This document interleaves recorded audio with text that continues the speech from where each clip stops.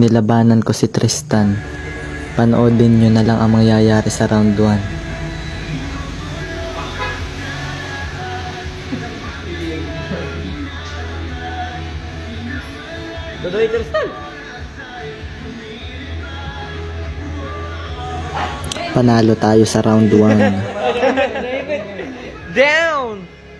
God damn it. Pero dito sa round 2, kala ko panalo na ako pero nabawian pa. Let's start. 1, 2, 3, go. Nakabawi po. Nakabawi po. Sabi ko naman, isa pa, last round. Iyak ako kasi nang natatalo. Pinapala mo musik. Pero nakakatawa ang mga mangyayari. Pagkakataya mo talaga, Jay. Tingnan nyo naman kung paano i-video. Sala-sala naman ang Nakatutok sa nagre-referee. nakakaping na agad si Jay. Yun ang may tsura.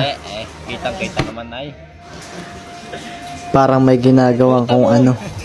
Ryan nga palang pangalan yan. So ayun na nga, dito na magaganap ang mga nakakatawang mga pangyayari.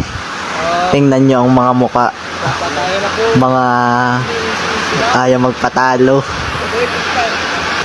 Yan ang itsura ni Tristan. Gigil na gigil. Ako naman din na maintindihan ng itsura.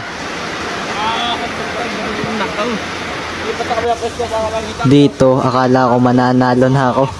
Pero hindi ko mapalapat. Tingnan nyo naman itsura ko dyan, no.